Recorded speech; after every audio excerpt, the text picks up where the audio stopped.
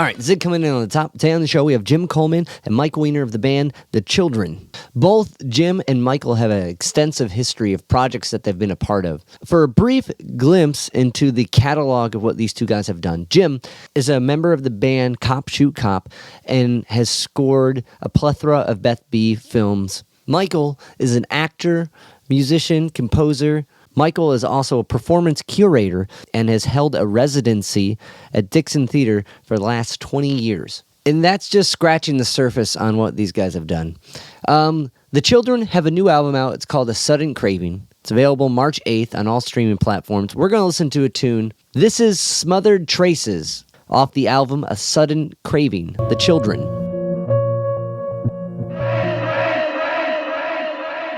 Smothered Traces. The album, A Sudden Craving, the band, The Children, available March 8th on all streaming platforms. March 25th, you can get a vinyl edition if you're a vinyl person. Also, before we get into our conversation, if you can like, rate, review, subscribe to the podcast on any of the podcast platforms, it helps me keep talking to cool guests and sharing their insights with you. So without further ado, here's my conversation with Michael and Jim. But man, you guys diving into you guys are everywhere. Like the background with you guys is pretty dense. As far as individual projects and everything you guys are involved in, which is really cool. So I kind of wanted to start with just kind of getting some basis for where you two started working together. So Jim or Michael, if you want to take that. Yeah, Michael, I don't know if you want to kick that off as far as how we started working together. Okay. Jim and I have known each other for a very long time. We met in the sort of 90s New York downtown scene, East Village, Lower East Side scene. I was actually writing about music and culture for various magazines and newspapers and blogs and stuff like that. And I actually wrote about Cop Shoot Cop. I think that's probably where Jim and I met. Jim was also dating somebody that I'd actually come to New York around the same time with. It's funny, as we talk about these things, you kind of unearth these other little sort of textures and pieces of the fabric. So somebody I was pretty close to, and they were dating at the time, and that may have in fact have been Rebecca may have in fact introduced us, Jim, right? So we met in that context, and then we kind of had this slow burn of a friendship and eventual collaboration over many years. Eventually, at perhaps my instigation, not sure, or maybe it was mutual, maybe it was balanced. I'm not sure how it came about, but we talked about making music together, and formed the Children, and really kind of I guess the late aughts or so, mid to late aughts. And then, from there continued to kind of simmer for a long time. But we did have a period of a fair number of shows with these kind of sort of intermittent things and Cop Shoot Cop, whatever else was going. Actually, I forget where we were with everything. Cop Shoot Cop was probably not going on so much, but other things were happening. Things were happening in my performing arts work, my acting work. Jim had his production work and his film scoring and everything else that was going on. And over the years, we just built this thing. And, there've been periods of time where it's been pretty semi-dormant and other periods where it's been quite active, and came together for these sessions in the mid to late teens. And then, of course, we had the pandemic, and I had a return to graduate school, and people were moving around, and Jim was going to Savannah, and I was in New York, and Phil was eventually in Chicago. And, we kind of had the miracle, as I like to say in these interviews, of coming back together and really endeavoring. We had interest from Chandra Shukla, Narado Talks, and putting this record out, and has been very supportive. It just took a minute to come together. And now we're now we're in the midst of this. So it's really exciting. Jim, I don't know if, that's sort of my intro. Yeah. That's great. I don't know if I need to add anything to that. So when you moved to New York, Michael, you were writing about the scene. Were you actively partaking and kind of documenting for yourself? What kind of because that's a really interesting perspective to be taking, is not only immersing yourself in a scene, but also kind of capturing it and sharing it and supporting others via writing about them, being like, you should see this or don't, you know what I mean? Like, was it a zine? What were some of the outlets you were doing that with? So sorry, that was like no, I two was doing. questions. That's all right. So yeah, no, listen, I was writing for major outlets, New York and national outlets. I was writing for, I mean, again, it wasn't all the time. I mean, the ones that I was writing for all the time were things like, like things like, well, Paper Magazine was in New York, kind of a Bible of of downtown, which was kind of a significant voice then and for many years afterwards about what kind of like what's hip, what's the pulse, what's it's kind of like the idea of paper. I think has been. I'm not sure exactly what its presence is now, but it has been to kind of give people a glimpse behind this sort of this kind of like this city that everybody's curious about. So it's sort of like the mystique and the cachet of New York is captured of like what's really happening in New York was the idea of paper. So paper had an outsized influence despite being about downtown New York. But then I was writing for, occasionally something like the Village Voice or Interview Magazine or, the Washington City paper or the, so city magazines and city newspaper, like weeklies, city, like the alternative weeklies, which of course now are less of a presence. And then like some national publications as well. So that's what I was doing there. But yeah, I think like the destiny for me was always that I was this person who was creative and had come here as a writer. But I think that I was sort of drawn in by what was happening. And at the time in the 90s in particular, everybody really had a there was the opportunity to be kind of, as we say in New York or perhaps elsewhere, but certainly in New York, a multi-hyphenate, a multifaceted, a multidimensional contributor to what's going on. And, people found me to be an interesting presence and I was creative and I became captivated by what people were doing. And then I became, going on the other side of the camera or the other side of the stage or whatever it was. So it was always kind of a balance. And even to this day, I mean, then I ended up training as an actor and doing other things to kind of really, kind of delve into, to really become serious about being a performing artist. And so, but to this day, the narrative, what's been interesting, I guess, Dave, is that like, I've deepened as a storyteller through this experience, and besides as a human being, but as a storyteller, my craft it's like these aspects of what I do, from writing to performing to being a singer, being a vocalist, being a frontman, being an actor, they all feed off of each other and they deepen the story that I'm telling and that I'm telling with Jim and with Phil and we're really we're storytellers, not to use a slightly cliched word, but we're kind of like unveiling our vision of existence and of what it is to be a human being or a man or so on in this moment in time in the United States and as a global citizen, et cetera, not to sound too highfalutin, but so we're trying to unlock the mysteries, I think, and we're trying to share that with an audience. If that sort of kind of comes back to what we were talking about at the beginning. I'm not sure. Well, yeah, no, it definitely does, because when you're taking other perspectives, right? I like that, deepening your story and your ability to tell story, because when you're behind the camera, when you're in front of the camera, when you're like writing about the scene, when you're in the scene, you're taking all these different perspectives, and that's what's going to make a story interesting, is being able to understand it from multiple perspectives. So that makes a lot of sense. So Jim, like, did you grow up in New York? Did you move to New York? How was your initial plant in the scene?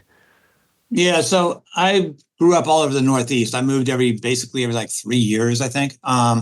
Born in Baltimore, I lived there for the first month of my life. So I lived outside of DC in some areas. I lived in New York State, in Connecticut. But I was actually going to film school at SUNY Purchase and got a internship at the Collective for Living Cinema, which was kind of this experimental film venue down in Tribeca area. And so at that point, I moved down into New York. I was still in school, but I moved on into East 3rd Street, right, and a little storefront right across from Hell's Angels. and kind of immediately hit the club scene as far as I just anywhere I could get into for free, and I could go out dancing for free for whatever reason. That's what I was doing at the time. I was always making and playing music through as a kid. I took like 8 years of classical piano, took 8 years of French horn, and was taught by this guy named Fillmore Hall, who taught Dizzy Gillespie to play. So we used to go see Dizzy play, in around DC, and then hang out with him afterwards. My dad was a big jazz head too. Never really my thing, but I got a lot of exposure to it, I kind of always wanted to, the whole, like, at a very early age, like the whole sex, drugs, and rock and roll thing. I was like, sign me up, and took a while to get a band, I'd been trying to get a band together for a while, and Cop Shoot Cop had already kind of been in its infancy, but that was exactly the kind of music I wanted to be making. And I was fortunate enough to kind of join forces with them kind of in the early days. Okay. Was Human Impact before or after then? No, Human Impact just is current. We're actually just we just finished mixing our third release. The first album came out in March 13th, 2020. So basically right as COVID was descending upon us, and so we had some tours lined up and all that. And we've done some touring. But I feel like with this third release, hopefully we can actually get some ground under our feet. It's myself and Chris Spencer from Unsane, and we've known each other for a long, long time. We've wanted to make music, together for a while. It's just taken us a while to get there.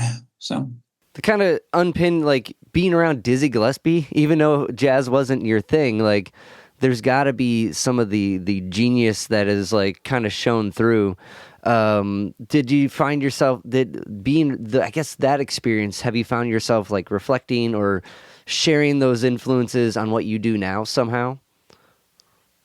I think it's all been cumulative. Okay. Like even prior to that, when I was taking classical piano, I didn't really, I was kind of forced to do that. I really didn't want to, like, be sitting at the piano, like, learning classical pieces.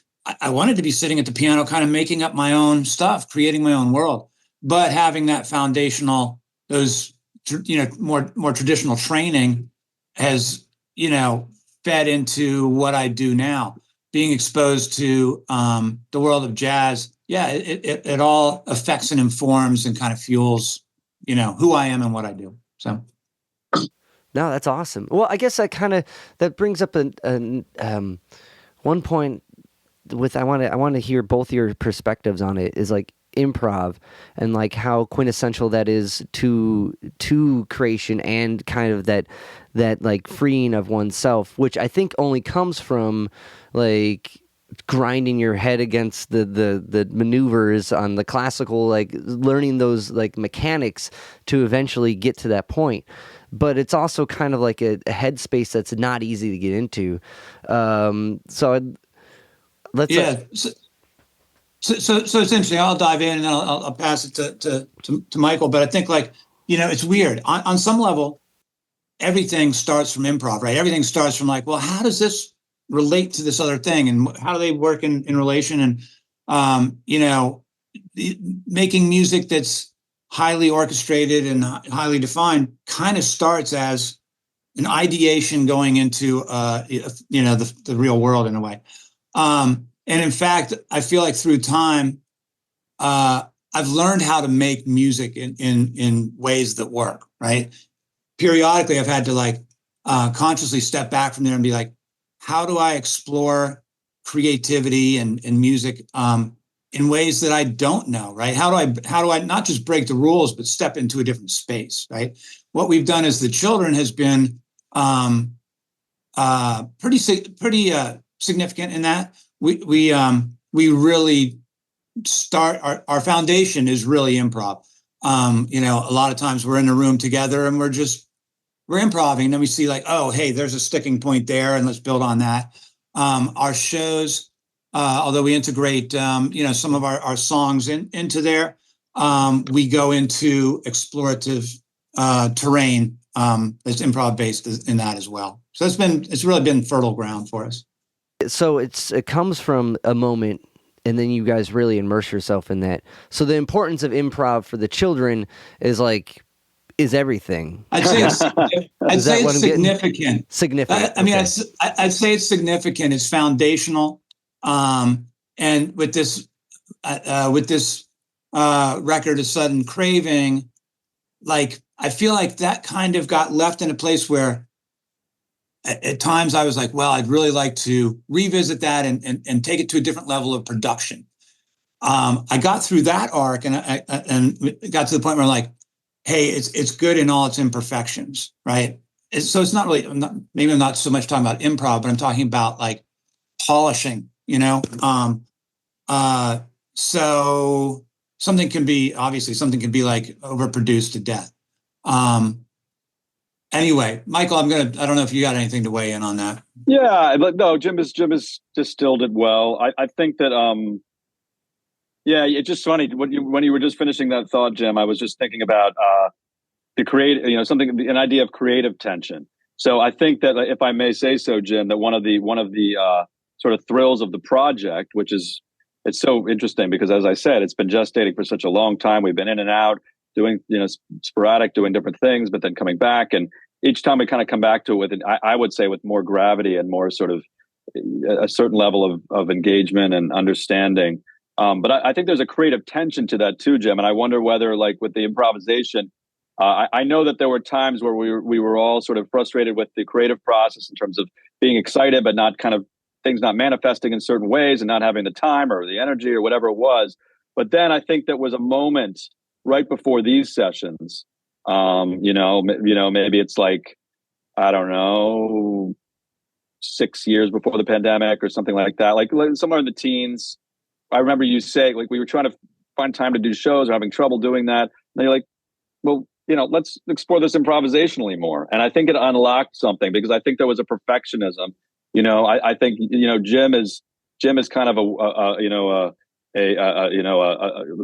him a sort of a Phil Spector of downtown in terms of his, sort of like the very intricate, like in other words, his production work can be very, there's a lot of layers to it, right? And then like this was an opportunity to peel the Pandora's box and rip things open, if I may say, Jim, and just sort of like let it loose and maybe be less concerned with certain, as you say, perfectionism. And I think it brought layers. And one of our other interlocutors dug up I guess CD Baby had put the first children album online. We weren't even aware of it. There's very few views. I think people should hear it because it's pretty interesting. It's kind of like more pristine art pop or something.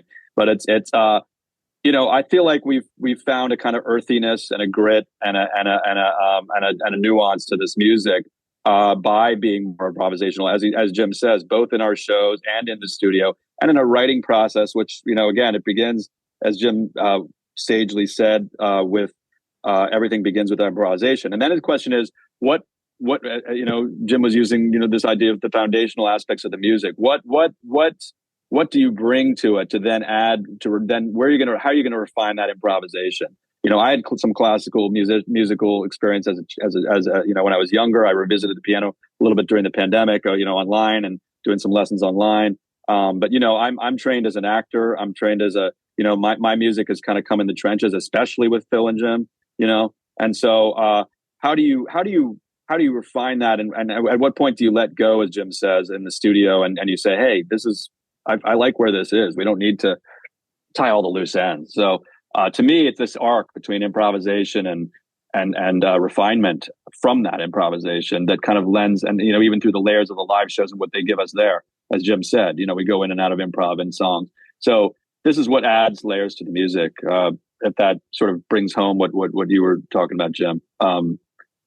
Well, I think that caps it really nicely because, like, it starts from this improv, it grows to this point, it gets to a platform, like a plateau, then it's kind of re-examined, and then it sounds like that's the direction in where it goes to finish. So it's kind of like the improv is like the stepping away and just kind of like letting whatever happen with it, and then being like, there it is, or when you can't find a direction, like kind of getting lost to find your way. Is what I'm hearing. Yeah. And I think that's that's super impactful to like be able to let go. Like as someone who writes songs as well, like in like works with the production on stuff like that, you really get kind of caught in that tunnel vision of like, I need it to be this thing, but it's just not there yet.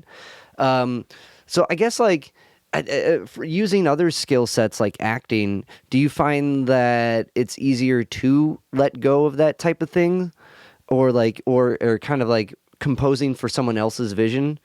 Like Jim, because I know you've been doing like composition work for films. It's like, so do these other outlets kind of like aid in your own songwriting in that sense of like kind of resetting the plateau and like seeing where it's at and just letting it grow from where it's what you see in front of you? This sounds like a question for me in terms of being an actor and such. Is that right? Well, yeah. I think I lost, or at least to start with me, and then I think I lost the thread at the end. Though, what exactly were you asking, Dave? At the end? Sorry. So basically, what I'm saying is, the improv is kind of like it starts the idea and then refines the idea, but in of which is letting go of like this kind of tunnel vision of getting the thing right. Does like acting and other skill sets like that aid in that, and like, or is it just completely unrelated?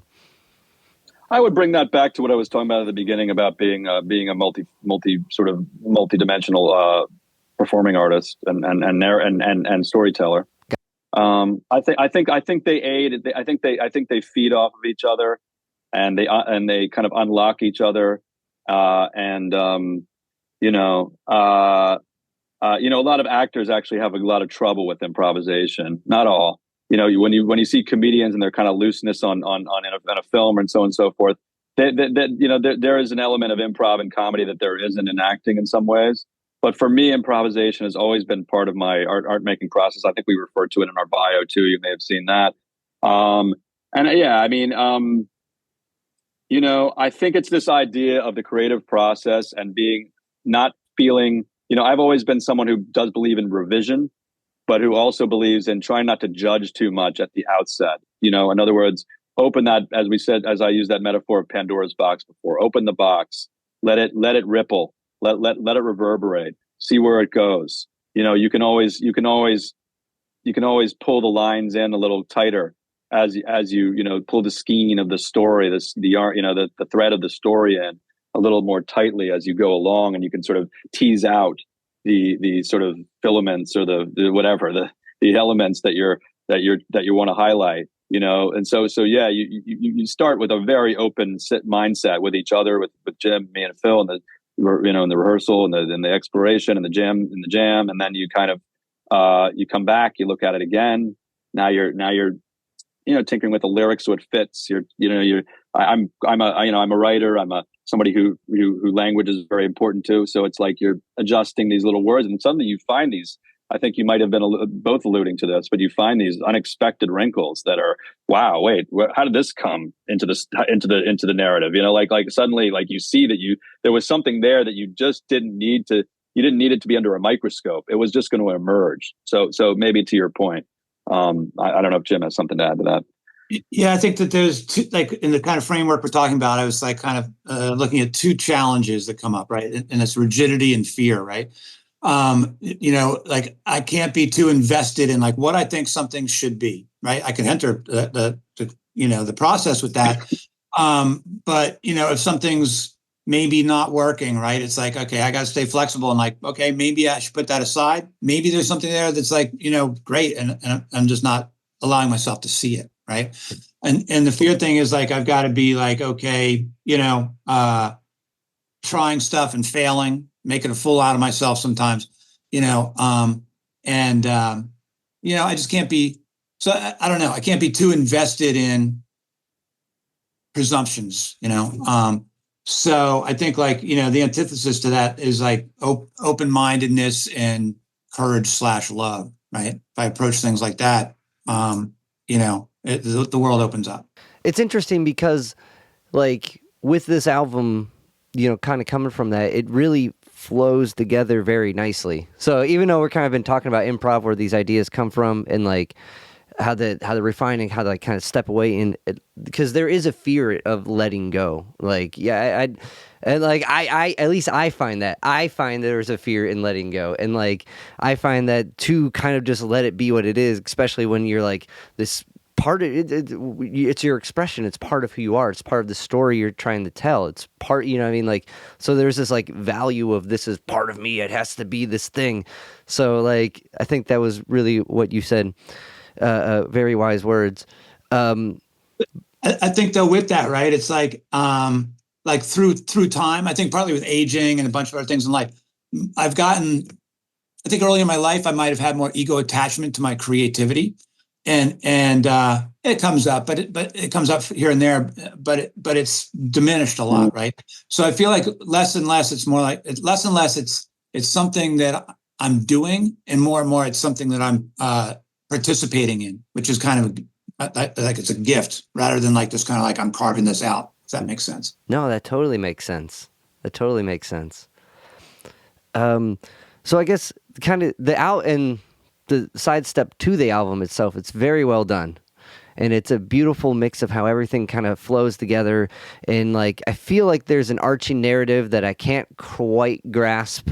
Like, and like your reaction is what I thought. Like, but like a couple, I guess a couple first, the first tune, and this has to be very precise, the lowercase G in the word God. Is it? Yeah, I guess it is. Yeah. Or not, or it's a flub. Well, I mean, yeah, I mean, tellingly though, I mean, there's no the lowercase. I don't think we lowercased it in the title of the song, did we? That actually. Okay, so that's funny because that might have been that. Yeah, Jim and Phil might have done that behind my back. They might have said, we're lowercasing this now. Yeah, I don't know. I don't know that I consciously would have necessarily. I think I would have just gone with caps in the song titles. It's different. It's different in the body of the song. I can appreciate that.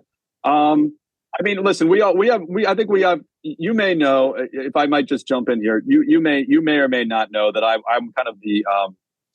kind of a precipitating force for the film, the documentary "Hail Satan," and so it feels like an appropriate time to bring that up. I played we were making a mockumentary about a sort of a satanic cult that kind of like is really about kind of like healing humanity and bringing up, kind of like making people think about their hypocrisy and so on.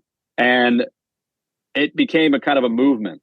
And so I've been brought on, really hired as an actor to kind of perform this part. And then it became a movement, doing a lot of interesting, as you may know, a lot of interesting sort of public actions and so on.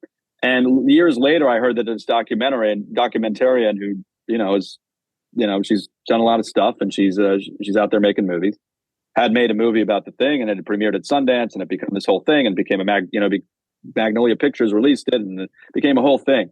So, but my take on spirituality, being married to a woman who's Jesuit, who you actually saw briefly in the background here, it might be slightly different than say Jim's or Phil's, might be different from either of us. I don't really know, So for me, I went to Hebrew school as a kid and things like that. I'm kind of a spiritualist though, and in that sense, I think Jim and I are pretty. There's a lot of kinship there.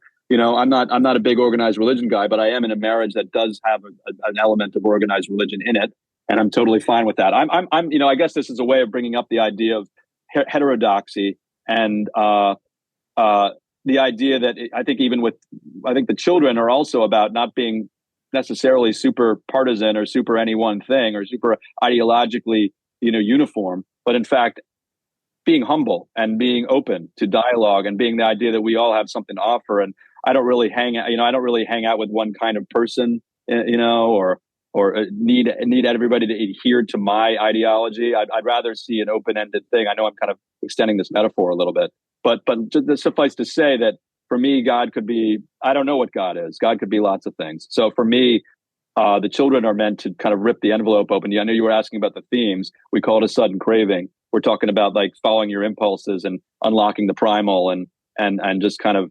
tearing open that envelope, as I said, So I think that's what it's about. If we're gonna, I think the album's about, obviously, if you look through it lyrically and you hear the sonics, it's about a lot of things. But I do think what we're trying to do is get people closer to their authentic self.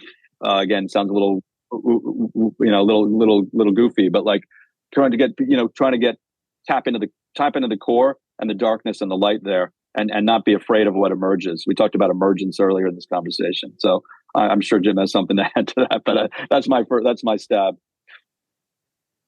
I don't know if I have anything to add to that. Well, I think that even kind of relating to the title of the band, The Children, you know what I mean? It's kind of getting to that essence of when you're a kid, all this stuff is like, there's nothing behind it really aside from what you like, either that natural, like, I'm into this thing, or, you know what I mean?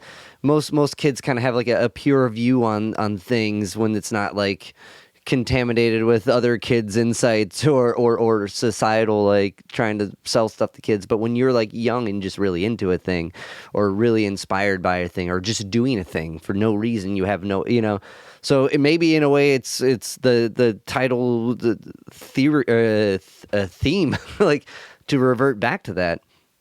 Yeah, I think totally. Like it relates also to what we were talking about in terms of, like, not being in fear and rigidity. It's like, yeah, as children, man, it's like, at least in an idealized state, like we're able to, like, kind of be present. We're playful. We take risks. We get hurt. We kind of are in the process of finding out who we are. What's this world around us? And that kind of gets squashed as we get older. And then hopefully it can reopen, right? But I think, like, that is definitely apropos and one of the principles of what we're doing. Yeah, absolutely. And I always harp on this, and I think I might drive our publicist a little crazy, but the children ellipsis, the children ...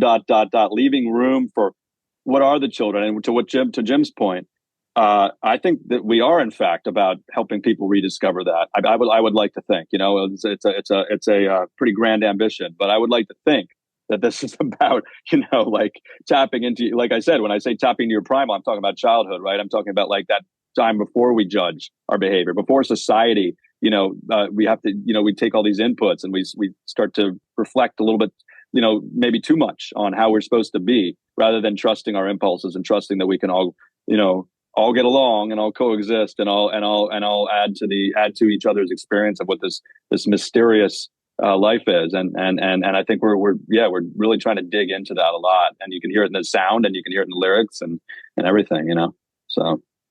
I definitely agree. Listening through, because I like to listen to the project before reading anything I get sent about the projects, and, like, I was like, this is everywhere. Nice. This is everywhere. And, like, and trying to, like, but it's everywhere, but I can tell it's going somewhere, and there's common themes, and, like, and then diving into who you guys are and, like, what you guys do, like, in a way, like, it's like all these, like, other things that you guys do along with this project sounds like it kind of immerses in that creative freedom that, like, I think that's the only way we, like, as people get to savor that kind of youth, that childlike impulse and, like, inspiration, is diving into all those things. And, like, if it's, like, working multiple projects, or, like, with, like, acting, and, like, I'm sure, like, that same, like, kind of, like, in a purity has to, like, I gotta imagine, like, all these different outlets help feed that as well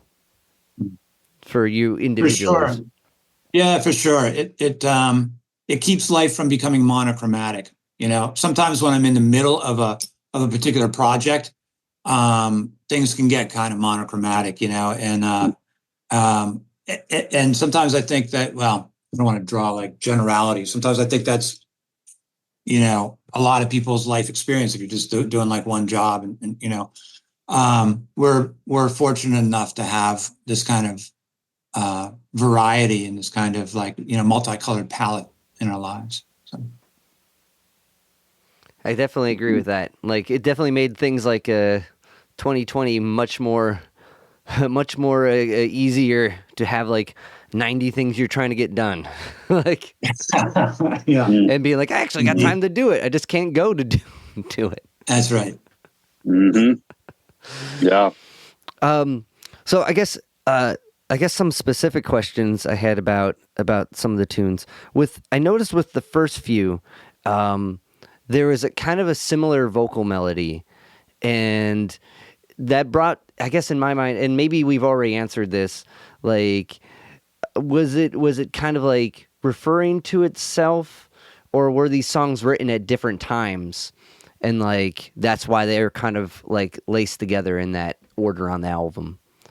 Like for the first, like I would say the first like 2 to 3 tracks, I think it had a motif that was similar. Yeah, I mean, I would have to really piece through these, like just sit here and listen, because when you ostensibly, when we're talking about these songs, if we're going to talk about Bereaved, Woven, and Embrace, to me those are actually pretty eclectic sonically, you know. So and even, I mean, of course, the lyrically and thematically, there's going to be some, you know, we want there to be some cohesion. So right. I mean, these were written actually they were written at a similar time. So those particular tracks. So you know, there might have been certain things percolating through the subconscious there, and that's not surprising, and that's good. We want some continuity. We also want some eclecticism. So my first response would be that those to me feel like different kinds of songs. I'm sure Jim has something to add. But they were written at a similar time, so there's going to be some, you know, there are going to be some themes that I'm exploring as a lyricist, certainly. Okay. No, I think what you brought up is probably not intentional. I mean, the sequencing of the album obviously is intentional, but I don't think from like its start point there was references like in one song to like what was happening in another. Okay, that's kind of what I was, because like they are. I'm not trying to say they don't sound sonically. They're all over the place. Like every track is like a whole nother thing. I'm not trying to like. I just noticed like vocally there was kind of like a similar like phrase, and like that I was trying to see if it was pieced together in that sense. But Jim, you got that? Okay, that makes sense. That makes sense, especially if they're coming from, I guess, a similar session. Maybe that's what you'd be harping on, like working something out. Another in this, Jim, you probably can answer this. Every time I listen through it, I'm like, what is the on Silly Willy, or what was it? Why Silly? At the very end, there's this like, very different. But Why Silly? Yes. There's this like at the very end of it, there's this like piercing cricket sounding thing, and like I don't know what it is, and it's I'm like, what is that sound? Yeah, I know what you're talking about. You know, Jim, it's like that sacral, it's sort of sacral vows, kind of like there's sort of like there's a religious liturgical kind of moment. You're like you feel like you're overhearing like people praying or something. It sort of has that kind of feel to it, right? Yeah, I mean, yeah. You know, I know Jim is gonna. You know the sound. It's just. Hold on, I'm pulling it up and just taking a quick listen. It's that I want to. It's like you're in a church and it's descending into Bedlam or something like. It's like. Is it kind of like it's a musical phrase though? Is that right? You're talking about? Yeah, I think so. So that's actually some layers of French horn that I played that were played that way, but then went through this Electrix repeater, which is this really like old hardware looper that you could slow things down to like, I mean, it wasn't in this case, but you could slow things down literally to like 1 BPM. You know, it's just that your artifacts are crazy. But so that was slowed down in some sense there, and I think that this whole song was actually built around that sound. So, okay, that's crazy. That's so cool, and it goes back to that classical paying back. Like, yeah, that's right. Totally, the roots are coming back here. That's okay. So, like, I guess Jim, with a little bit of your process, how much of of a track, even if it's for like if you're doing a soundtrack for a film, or if it's for the children, or for any project, how much of it comes from like, I guess, improvising with like tech like that? It varies. It really varies depending on the project. The children has a lot more well, organic or acoustic instrumentation than a lot of other stuff that I do, which is great. I love exploring that realm, but I somehow can't stop myself from just like recording an instrument, right? I always am like looking at like processing it and taking it through distortions and reverbs or slowing it down or doing something, So I always kind of have some hands on that recording process. Okay, so it's the endless kind of like extension of the scratch for like, that's cool, man. So yeah, I mean, oftentimes I don't even really consider myself a musician. It's more like a manipulator of sound. Which is a music. Yeah. I love it, man. That's it is, awesome. Yeah, It's it is. And it makes the music, it adds a lot to the music, that like we're talking about it. We just keep teasing the layers, we keep kind of reconfiguring, and what else is art, but sort of reimagining all the time and seeing what's uncovered, Yeah.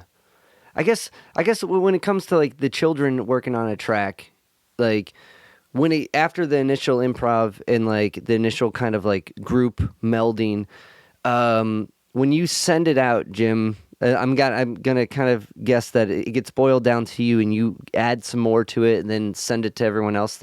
Is that how it's going, or is it like in studio? Yeah. Typically it's like we are, collecting kind of, assets and seeing how things work together. But inevitably, especially with our process, there's some,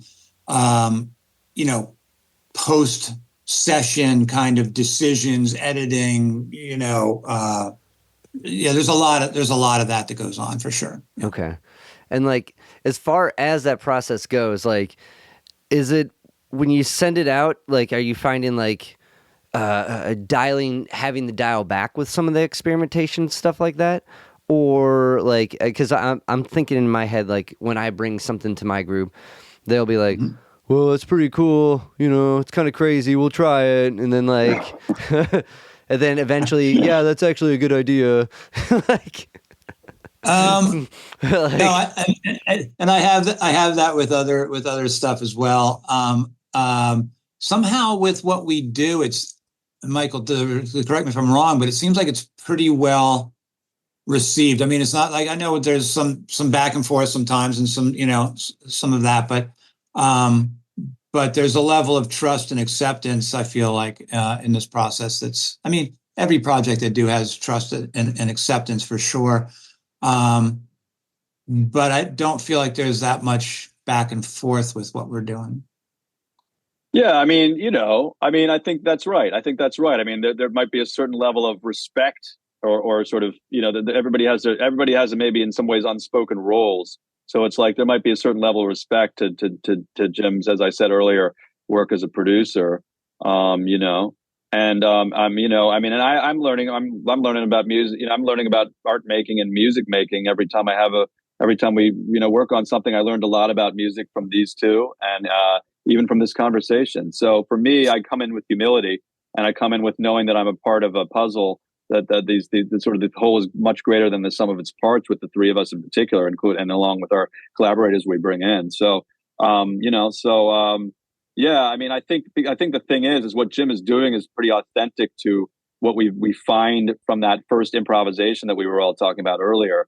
And then we come back to these tracks, and Jim and I, if we were like in this sort of up in this sort of back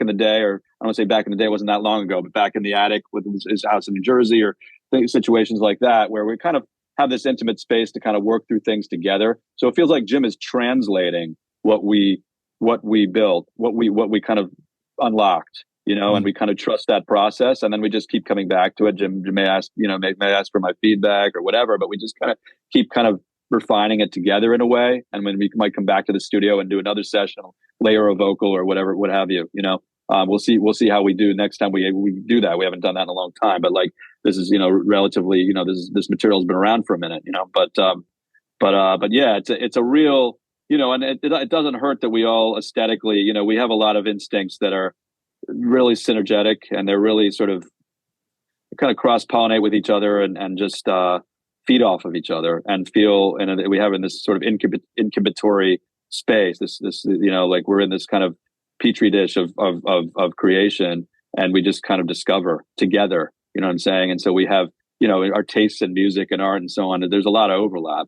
We each have our own, you know, we some of our own interests, but like definitely there's a lot of overlap and harmony there. And it's just been a really unique space to be, so as Jim using the word trust is, you know, feels right, because it's just, you know, it's a space to, I hate to say safe space. It sounds a little, you know, cliche, but like it's a space to just explore together. You know what I mean? So that's a gift. How often do you get that in life? You know, where you really have this sort of simpatico with a couple of other artists in creating songs and in creating work. You know. I definitely agree with that sentiment. Like I think that having a space like that and having people, it's a very precious thing. And like the more you dive into like a career in creative endeavors, like maybe like that gets distance because you're working with a bunch of other people, especially you two who are doing a lot for a lot of other people. So I think that's super cool and super important to have that kind of home ground and be able to grow within it. And I think that comes through on the record. Like listening through it, it's like it there's a freeness to it, but there's also a conciseness to it. And like, so I think it's like it's the best of both worlds in that sense. So I think, and after talking with you guys and kind of getting to dive into your process and kind of like your personalities a little bit, it definitely seconds on what I'm saying. Like I definitely feel that now in retrospective, as well as in the process of listening to it to get ready to talk with you guys. So I think mission accomplished in that sense. Yeah, thank you. Thank you. One question that one, I really appreciate your guys' time, and thank you for doing this. It's been a pleasure to dive into your careers, into like all the facets. I have a couple questions I want to ask about before departing here. One with Jim, working with Beth B. Now, I dove into some of her films with I talked with Lydia Lunch, and they've done a lot together, and then her work's become a whole thing. So can you tell me a little bit about what it's like to work with Beth B? No, yeah. So we've got a long history of working together, and we're actually like married. We're together in life, as you know. Oh, no way. So we've been married for like over 20. We got married in 1995, so we've been together a long time. We met each other. Well, actually, a common friend, Richard Kern, introduced us, and I've been projectionist at the Whitney Museum, so I've been showing her films there, and she knew Cop Shoot Cop. He introduced us at CBGB's, and she got in touch with me because she was looking for music for an installation she was doing, and we quickly fell in love, and have been working together and partners in life ever since that. So we've done a lot of stuff: installations, live shows, films.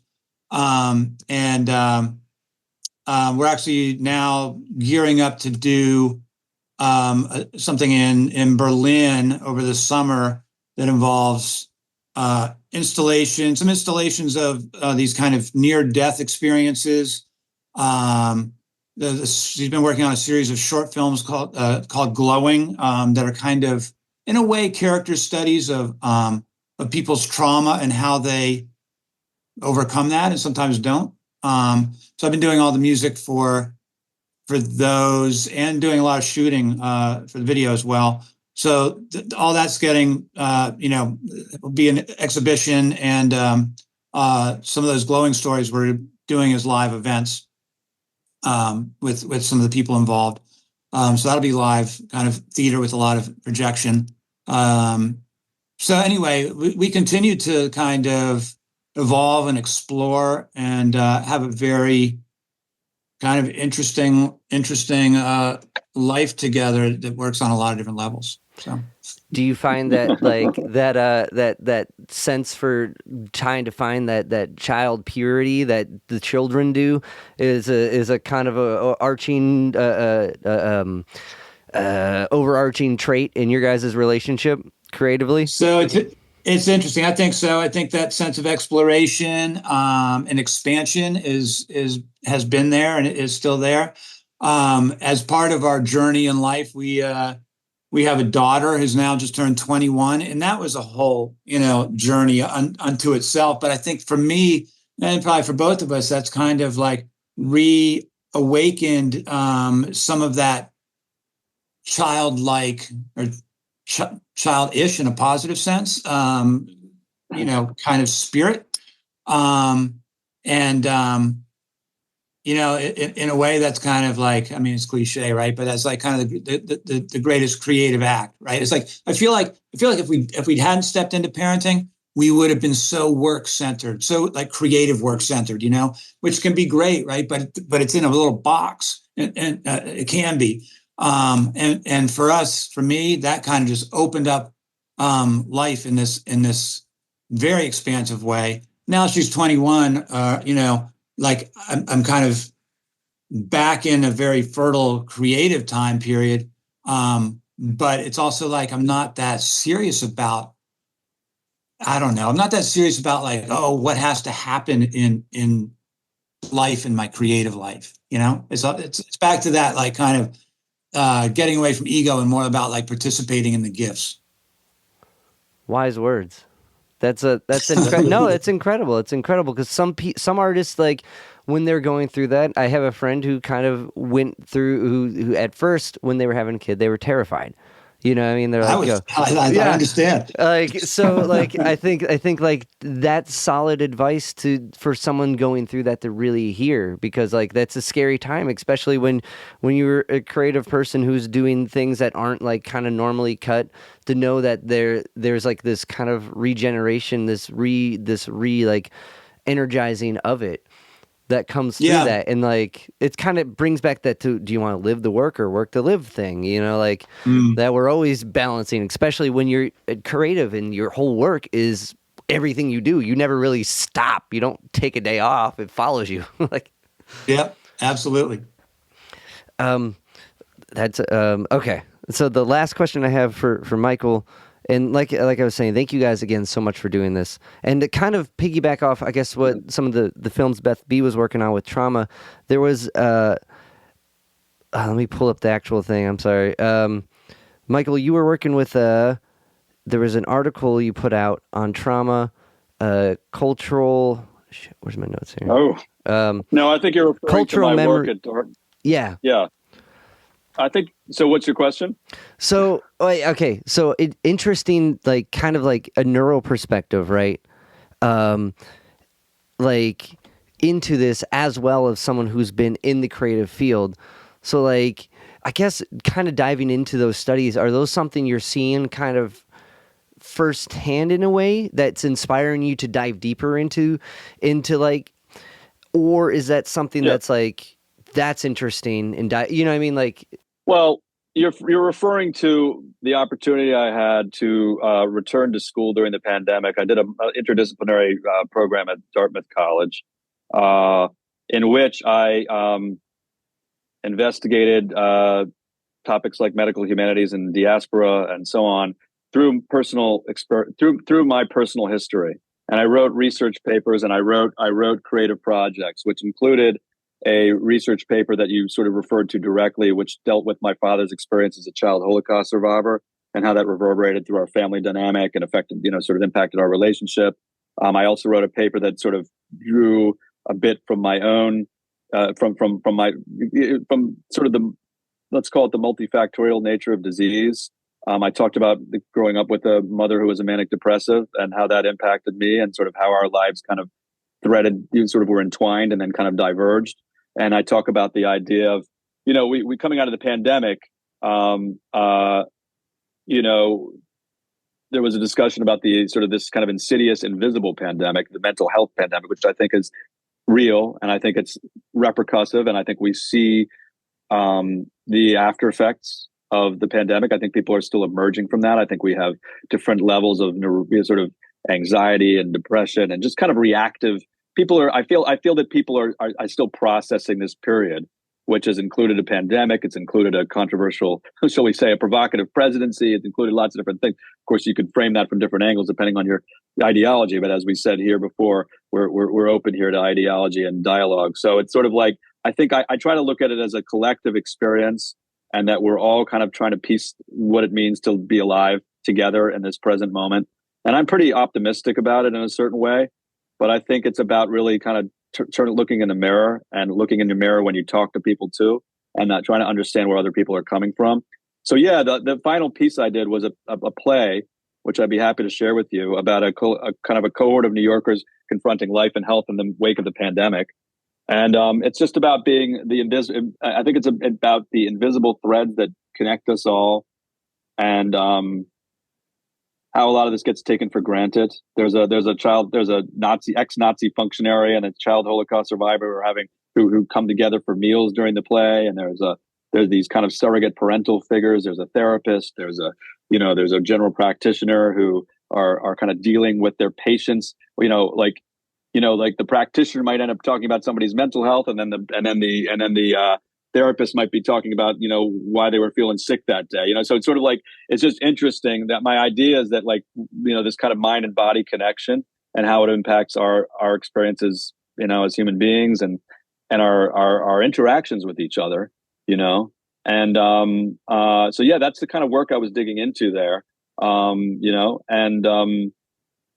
Yeah, I guess that kind of sums it up. But this is the opportunity to have that graduate school experience, a little bit later in life, was a real privilege. And it was a way, I call it my sort of reinvigorated, my pandemic reinvigoration project, but an opportunity to kind of like stir up my, kind of like really have a time to invest in some research and writing and investigate some issues that I think were hovering at the edges of my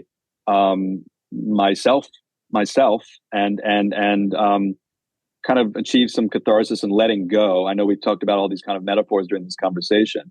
And so it allowed me to kind of like process some things, cast them aside a little bit. And I noticed that in terms of my creative projects in the program, they became less and less attached to the play itself. Is really not, there's not that much. I mean, there's a lot of me in it, but it's not drawing from life events so much. And I think it's because I processed some of them in the research and creative projects. I also wrote a novella, and I wrote a screenplay and different things there at Dartmouth. And so it gave me the opportunity to kind of like process this stuff, and now come to art in a kind of a little bit more, having kind of channeled it more. And now I can kind of, I think, come at things in a bit more, with a bit less, as Jim says, with a little more letting go of the ego, and a little more ability to be just be present and see what happens, and not have a whole lot of baggage attached. And I think it also helps when people do this work. I've done a lot of therapy over the years, continue to do so.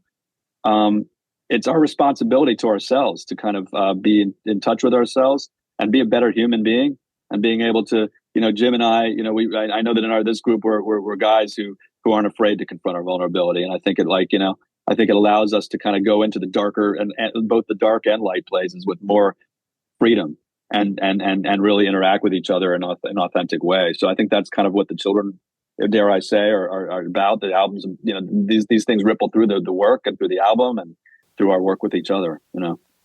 Well, I think that's incredible, and I would love to read it.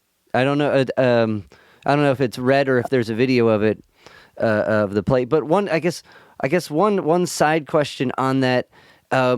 So you wrote a screenplay and play, and like, is there a certain impact with playwright that is different than like screenwriting or any other type of writing? Well, you're imagining what it's going to look like on stage, and the stage requires a bit more imagination, because in other words, you're not capturing sets. You're not capturing locations, right? You're capturing a world that to some degree is imaginary.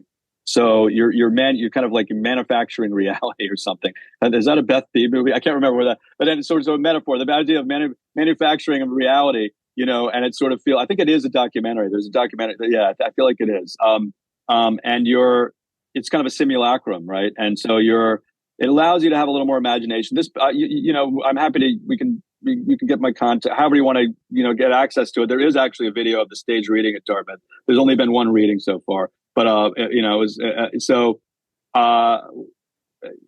there's elements of cinematic and it's literary. It's kind of an unusual play in that it has a lot of, I really want, as it being a thesis project, I wanted to bring in a lot of elements of who I am as a writer and as an artist and as a thinker. So it's not really, it is a play for sure, but it also has elements of it's visualized. There are these very elaborate sets, and there's these, they're very descriptive, the stage directions, and so it becomes a little bit novelistic in a certain way, and a little cinematic.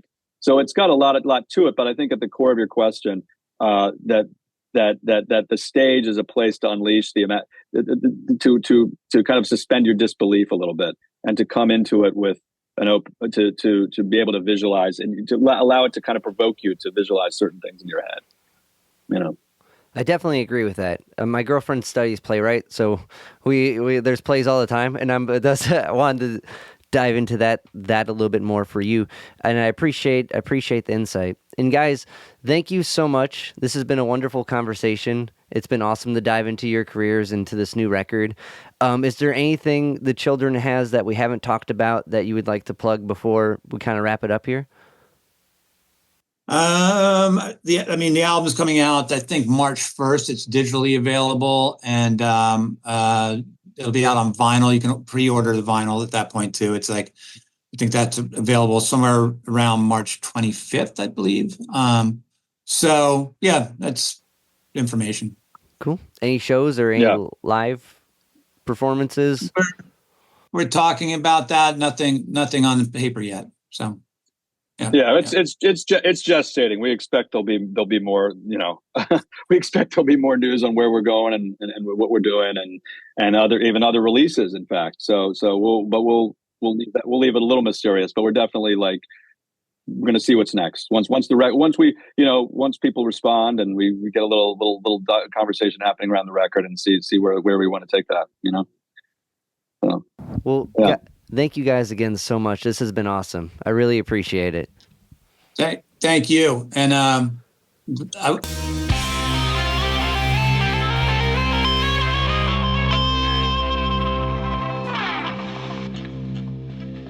Yo, Spike Spiegel here. You just listened to Zig at the Gig podcast. Keep riding the bebop. See you, Space Cowboy. Bang.